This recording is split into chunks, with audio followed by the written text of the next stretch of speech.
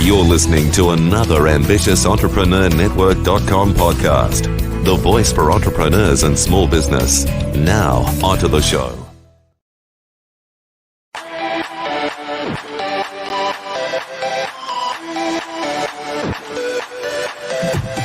Welcome to Industry Thought Leader Podcast. Stand out, be heard, influence. Want to influence real change with your message while become known as an authority in your field? Industry Thought Leader Podcast will show you how. Now, over to your host, Anne-Marie Cross.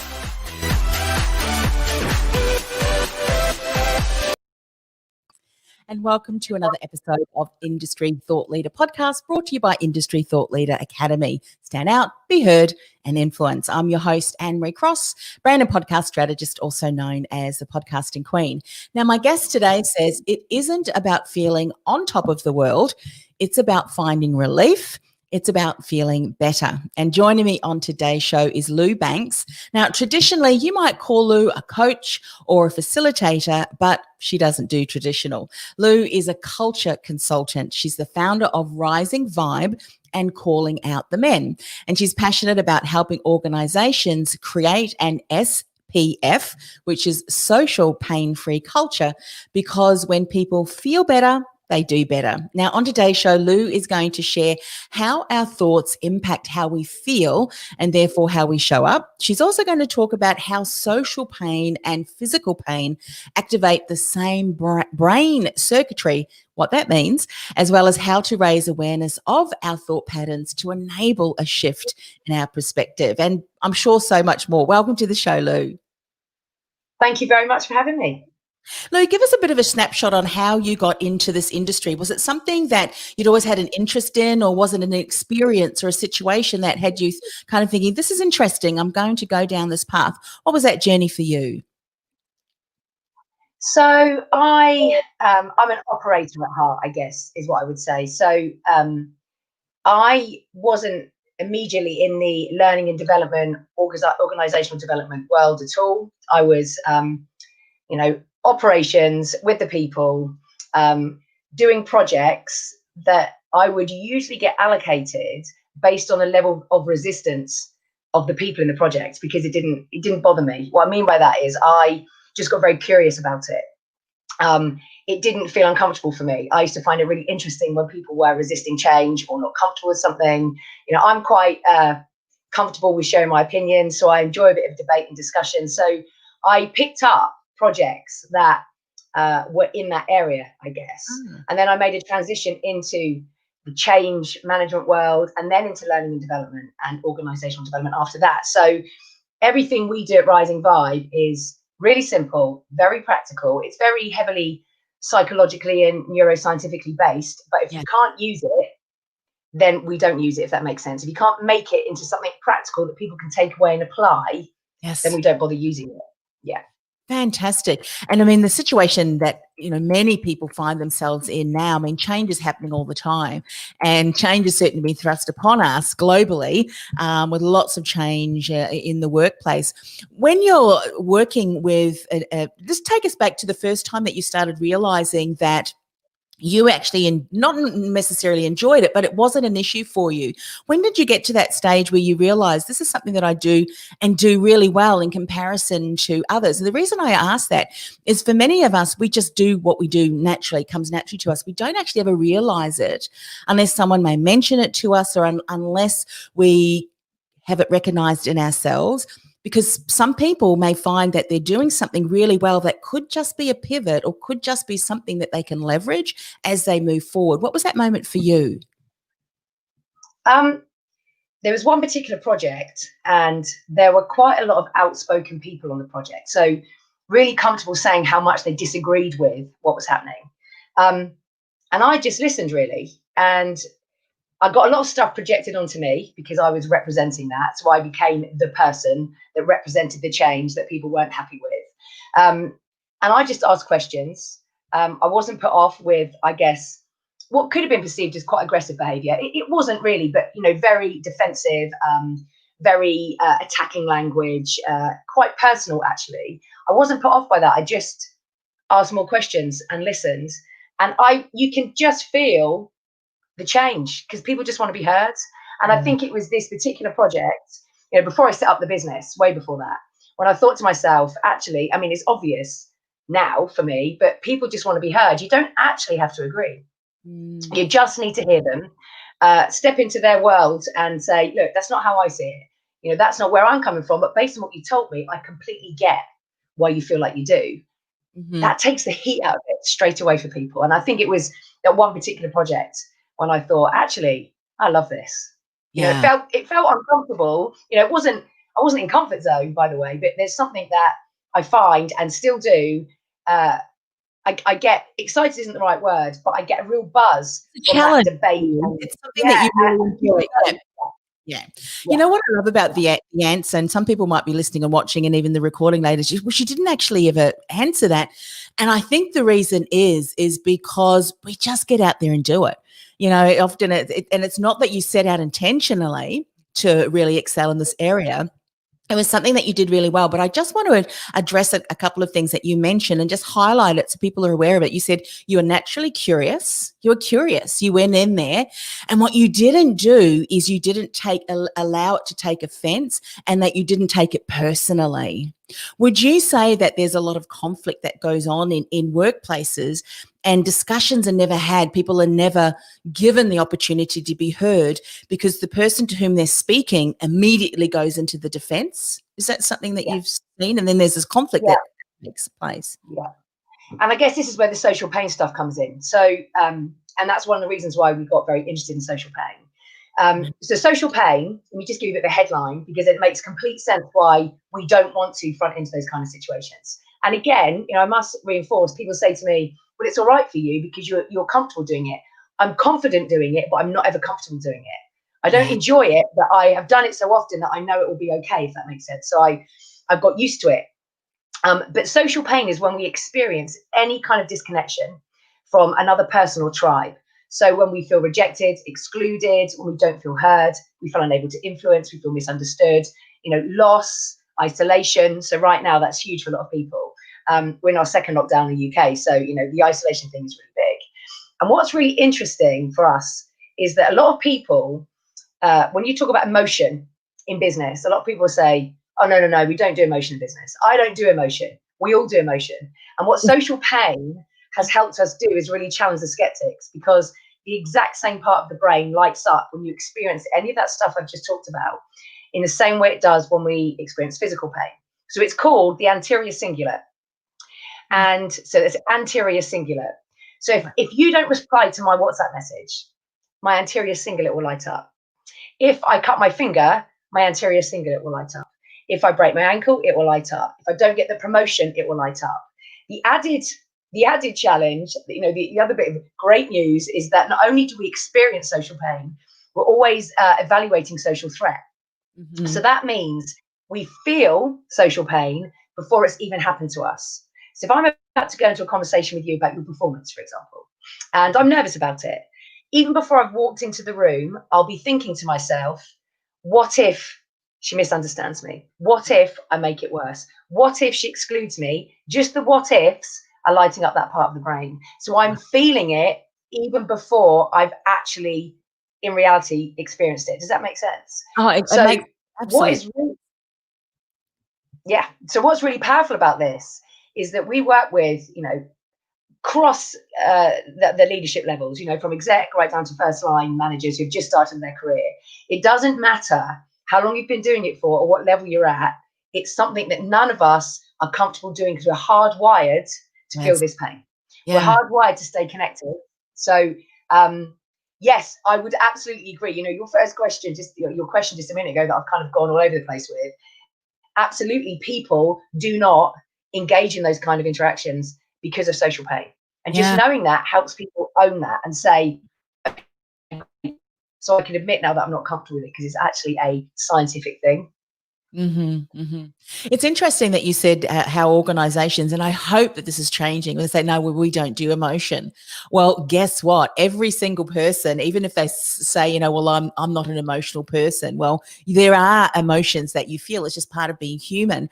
And let's go back to one of the points that I know that you want to share. I mean, how our thoughts impact how we feel and therefore how we show up. So organizations that say, well, we don't do emotion, people just got to, well, guess what? If you're not dealing with it, if you're not giving your team the ability to, coping mechanisms and so forth, it's going to show up one way or another in the workplace. But share a little bit more about how our thoughts impact how we feel and therefore how we show up.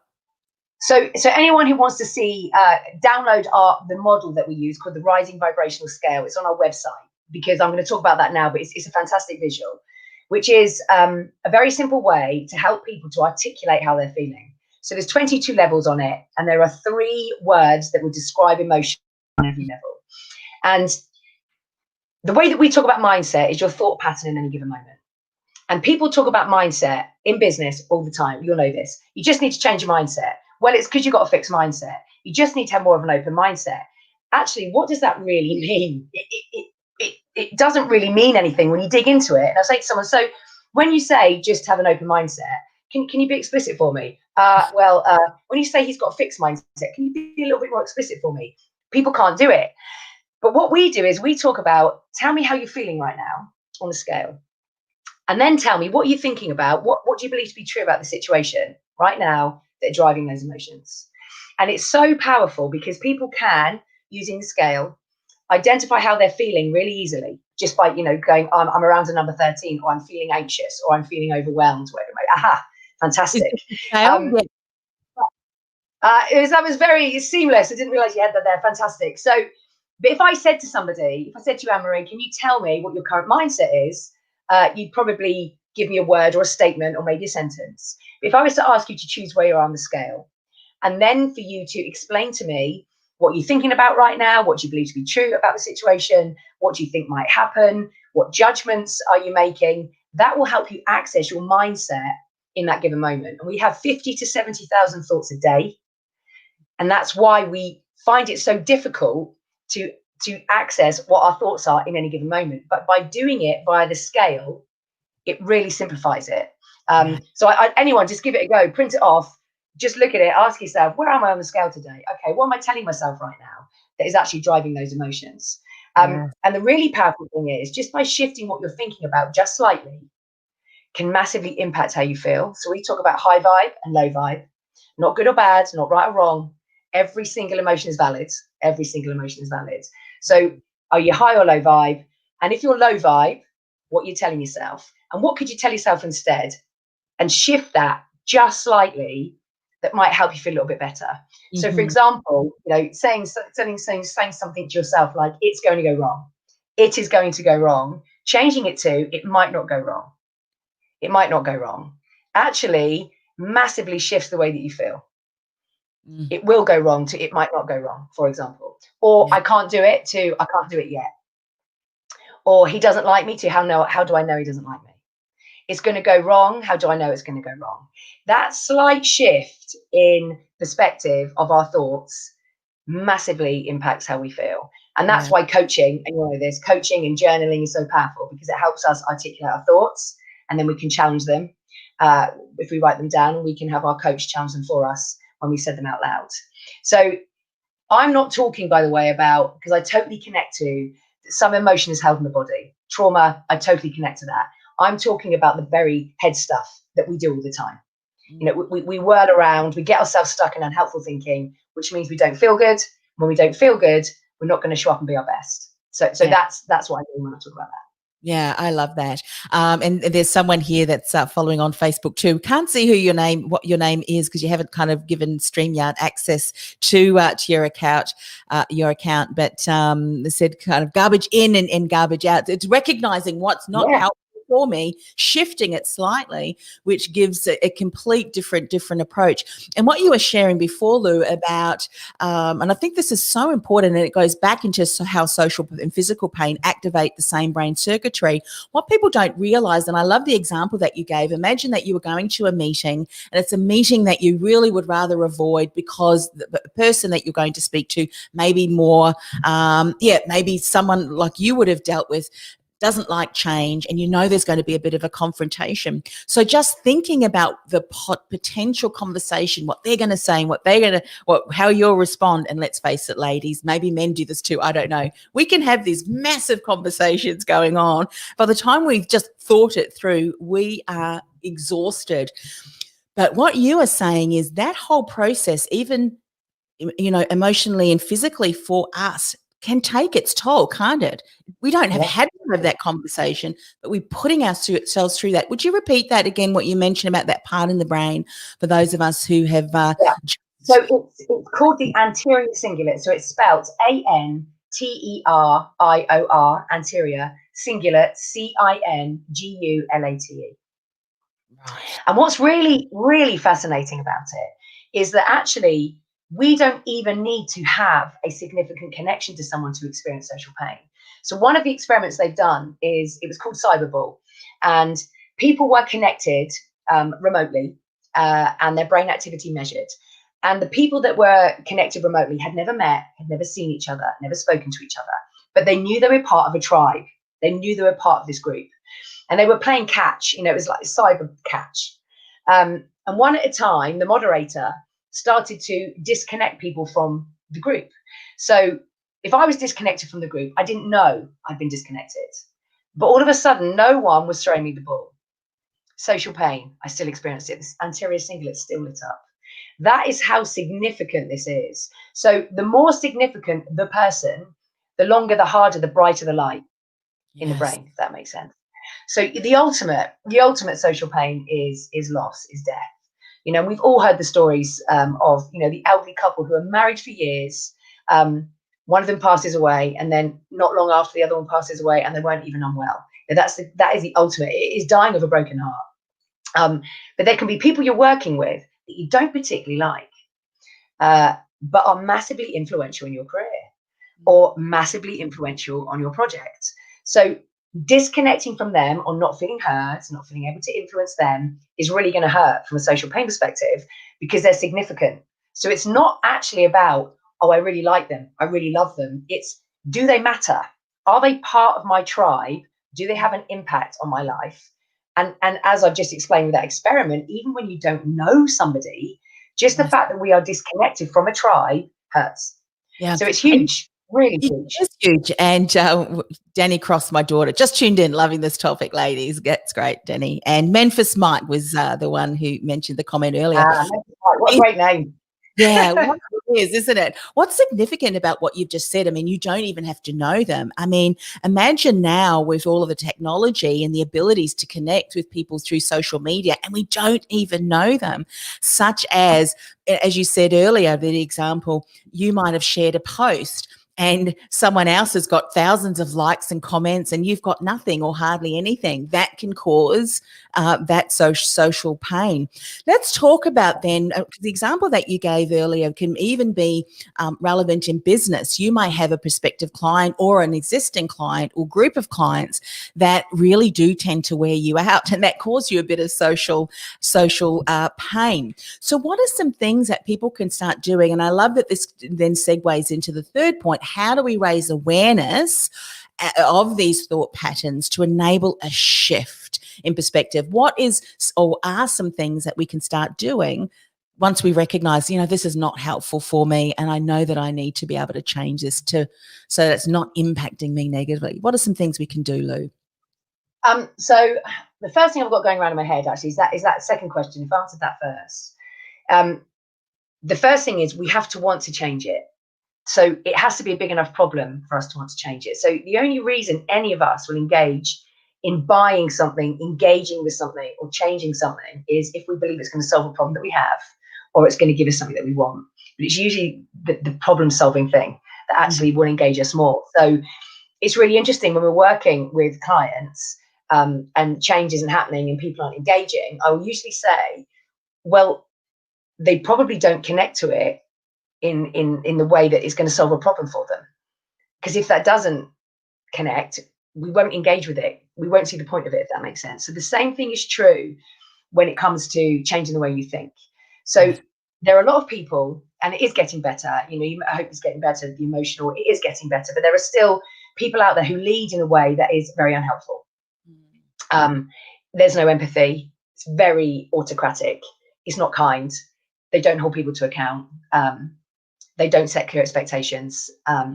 And then it's all about the person not performing. Sometimes the person's not performing. Sometimes the person's not set up to perform. So these kind of people, they've always led that way, for example. And they'll be having some thoughts around, their thoughts they have will drive that behavior they have.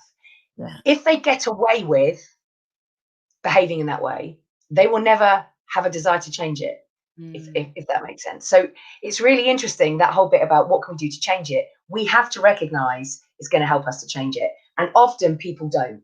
I recognize that I needed to change something, which is why the brand is the brand it is. And we have the tools we have, that I suffered with really extreme anxiety for a very long time. And actually it got worse and worse and worse. And people didn't know that about me because I hid it, because there was I felt a lot of shame about, what will people think, because I look like I've got it all together, and people would tell me that. I don't know how you do it all. Of course, it was more pressure. Oh my God, but I'm not doing it all. I don't want to say it out loud. This is, I got myself stuck until I was having such severe nighttime panic attacks that I'm like, I've got to deal with this. And what I noticed I was doing, and a lot of us do this because we're hardwired to scan for danger. That's what we do. But mine was really extreme in certain situations. So especially around health, actually, I had a lot of health anxiety when I was younger. And I would spiral into catastrophic fantasy really quickly. So I would go to worst case scenario, which a lot of us do, but I would get stuck there, really get stuck there. So as soon as something would happen in the external world that I can control, especially in certain contexts, I would go into free fall and catastrophize and feel extreme anxiety. What I taught myself, and I had to teach myself this, was going, right, I need to notice when it's coming. I need to notice what my thoughts are. And that was simply when I noticed I felt that wretched, writing it down. What am I telling myself? What am I telling myself? What am I telling myself? Even that, when I read it, I could rationalize it a little bit. Then the most amazing transformation for me has been, and people who work with me and know me well will know that I do this, when something happens out here, that I can't control. When I say out here, I mean, someone else does something, or COVID hits, or, there's no vaccine, or we go into lockdown again, or, anything like that. I will go, this feels rubbish. What can I learn from it? And as soon as I go, what can I learn from it? I feel so different. And now I've absolutely changed one of my neural pathways for sure, because I don't do that catastrophizing anymore. I might go there very briefly and dip my toe, but just long enough to notice it, to go, well, this is crap. What am I going to learn from it? And that has been transformational for me. So what I had to do was notice it, was own it, was admit it, to really go, this is where I'm starting from here. Because when we don't admit where we are, we're never going to move forwards from it. And then I had to just practice that. That is all I did for a long time. And what tends to happen, and in business this is so common, we send people on a 2-day workshop and we expect their behavior to change. We're like, well, nothing's changed. Of course it hasn't, because it doesn't work like that. We have to apply what is called the attention density approach, which is the approach we take at Rising Vibe. And there's an equation for this. So I'll say this slowly so people can write it down. Okay. So there's an equation. The equation is exposure plus repetition plus application equals transformational change. So it's attention density, exposure plus repetition plus application equals transformational change. So if we remember when we were at school, and I've got a son at university and a daughter at senior school, high school, from the minute they started school, they would do lessons, and then they'd have to bring a book home to read or practice their phonics. And then we go through school, you have homework, you have tests, you have exams, you go to university, you write a dissertation. You are exposed to new information, new ways, new data, Then you repeat and apply, you repeat and apply, you repeat and apply, and then there's transformational change. Then we get into business and people go, I'm going to send you on a course. The person going on the course doesn't know why they're going on the course. Then they understand why they're there, but actually they're like, well, I don't really get why I'm here, because they're not connected to any problem it can solve for them. They don't engage in it. So they might be exposed to some stuff that is very interesting. Like, oh, that was interesting 2 days. But they don't repeat and apply it because they don't see the benefit. They don't see the point. The amount of money that is thrown at that kind of stuff, kind of launch it and leave it, tick box, and nothing changes. It's a completely false economy. And that is still very much a big issue, I think, in organizations. But when you talk about it like that, it's obvious, isn't it? It is. And you know what? Sometimes it's some of those leaders that need to be in those workshops than their team. And it's, you know, and what, something that you said, and I think this is so applicable to all of us. It doesn't matter whether we're working in corporate, whether we're running our own business, or even in our personal relationships. If we deal with other human beings, everything that you've said is so relatable to us. But even if we're wanting to shift something in our own behavior, how often do we read a book, listen to a podcast, whatever it is, and then all of a sudden when something hits and we recognize some of that old behavior which is causing, or situation which is causing social and physical pain, we immediately go, oh, well, that didn't work either. But I love that, you know, exposure plus repetition plus application equals the transformational success. Yeah. Well, unless, of course, it's repeated and we do find ourselves in a situation, we need to do that because we're repeating the new process. Well, that's interesting. What can I learn from that? How can I be curious? If we're not doing that and that repetitiveness and applying it, we won't have that transformation. So there's got to be some of that practice. It's like going to the gym. My daughter, and she's still here, relatable. She's a personal trainer and nutrition online coach.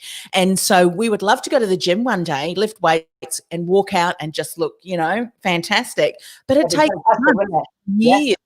Yeah. Totally. And when it comes to mindset, you know, so this is where I feel frustrated quite a lot of the time when I hear, you know, you just need to change your mindset. Oh, okay then. Oh, no. It's like, so first of all, what do you mean? What we mean by mindset is your thought pattern in any given moment, and it can change like that. And, you know, it's not fixed and it's not growth. Sometimes it might be fixed. Sometimes it might be growth. Sometimes it might be open. Sometimes it might be closed. But it's not that simple. It is. You have thought patterns. And I said, you know, at the beginning, we have between 50 and 70,000 thoughts a day, and around 95% of those thoughts are repeated. 95% are repeated, which is why it feels like we've got fixed patterns, which is why it takes the attention density to go, right, what is going on for me? Why do I not feel great when I'm around this person? Why do I not feel great when I'm about to do public speaking? Why do I not feel great when I'm about to step into a gym? Okay, I don't feel great. I've noticed that. First step. So what am I telling myself? What do I believe to be true? What do I think might happen? Let me write that down. Okay, this, and let me do it a few times just to check. I've now seen some themes around what I'm telling myself. So that is my mindset in context of that person going to the gym, public speaking. Right. That's my A point. That's my A point. So now what I need to do is every time I notice it, I'm going to check myself. I'm going to write it down, and then I'm going to ask myself, what might be a more helpful thing to tell myself instead of that? And I'm going to practice that. And it's boring. It's boring. But it works. And when it starts to work, it's no longer boring. But we want instant gratification, don't you? Like, so I think the instant gratification that we have so much now in the world, it's creating in us, it's actually establishing us an expectation that things need to be immediate, or we're going to leave it. But something that I wanted to ask you too in this whole process of this transformation, and long-lasting, sustainable transformation, things are going to come up. So, you know, having every step that you just mentioned is so helpful. Do you also recognize, I'd love you to share some thoughts about this if it's relevant, how often do we get stuck in our stuckness and we've got all this negativity, but sometimes it's because we don't actually or haven't clarified what do we want?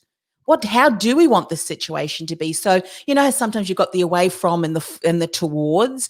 I mean, what is it that you're wanting? Let that be the path. Let that be your north. Is that something else that you find people struggle with? Yeah, it is. And I guess, and actually I was, you getting the scale. I've got one here like Blue Peter. I don't know if you've got Blue Peter over there, but we have a Blue Peter. So absolutely. So we will immediately go to problem because that's what we do.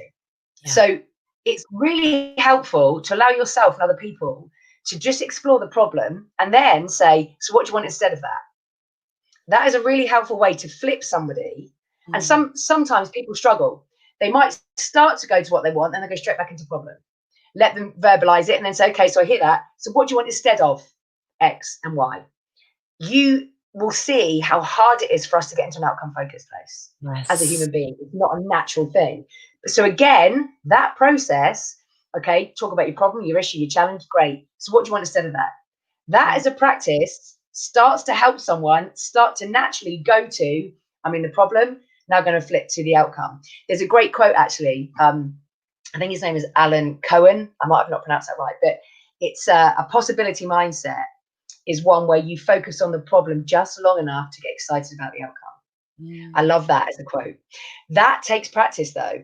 And when you are what we call low vibe, it is really, really hard work to get into outcome.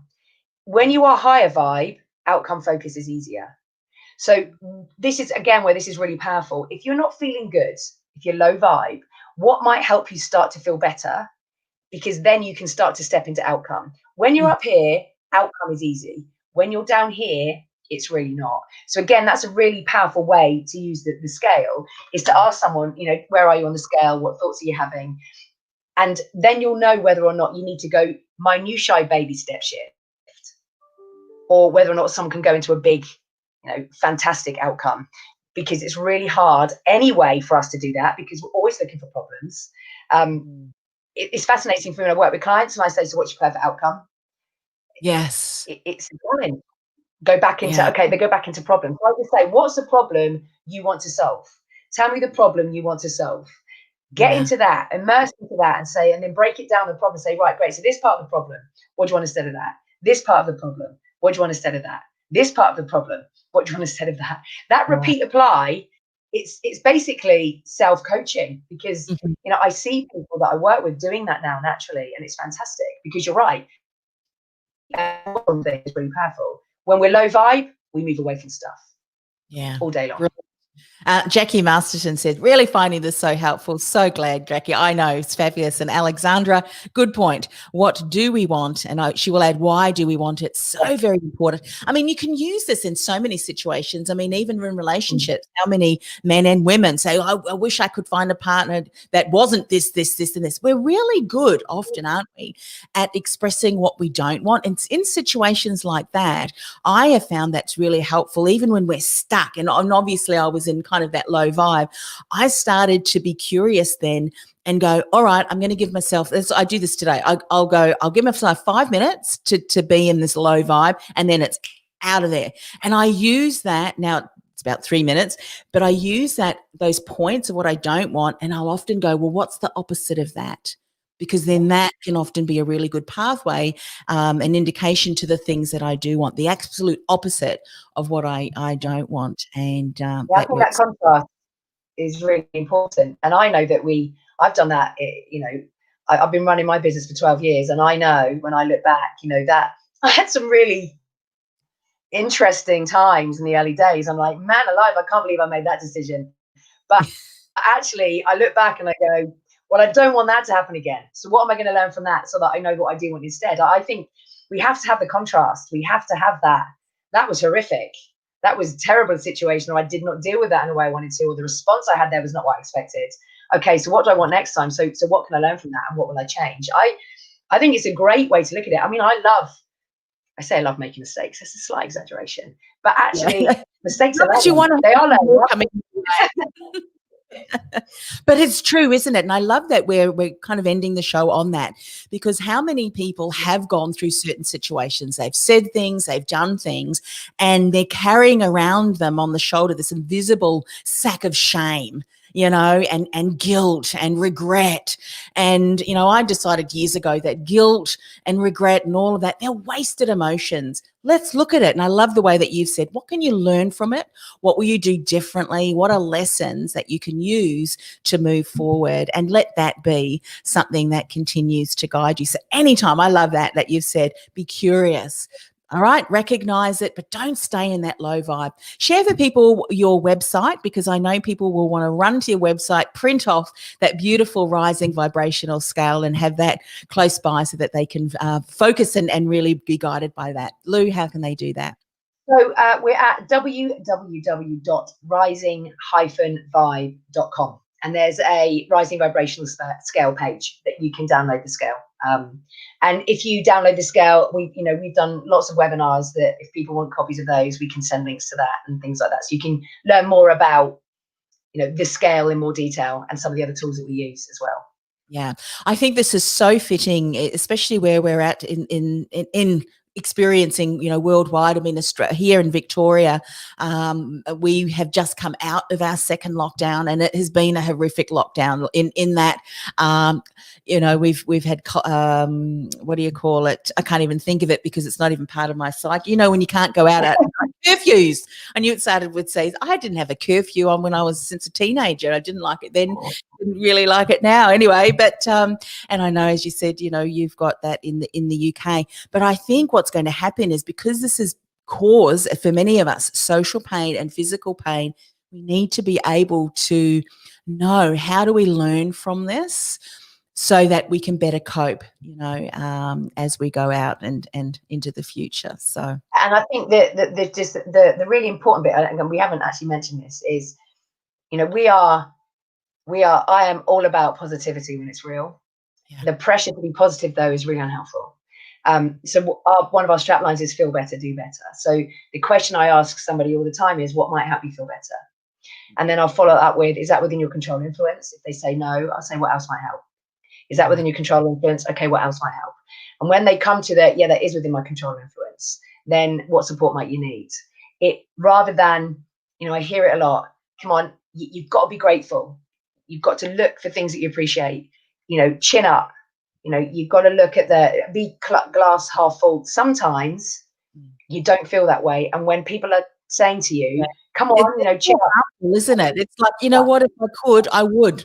I love the way, change your mindset. Oh, okay, that's great. I'll do that. But something else, and I just want to finish with this, and please go to their website. Just let me repeat that before we go. rising-vibe.com. What I think that you mentioned earlier, and I think this is so important, is that often it's not just one thing. We need to break it down. Just like goals, we might have big, bold, audacious goals, but you need to break it down. And when we start to look at it that way, we've got these little learnings, these little lessons, and these little lessons bank up. And then all of a sudden you realize that, yeah, okay, there was a number of learnings that now have really held me in good stead. So you can recognize those triggers and, respond in a better way, because you're intentionally recognizing those thought patterns and immediately flipping them, to something that's more empowering for you. So fabulous, Lou. Baby step. Yeah. Baby step. Baby steps. All right. Well, thank you. I know that we've only just scratched the surface. We've had a lot of conversations going on here by people who are watching. That's been so valuable for them as well. Please go and connect with Lou. Go to their website. Lots of great resources there to support you as well. So thanks once again for coming on the show, Lou. No, thanks for having me. Loved it. Thank you.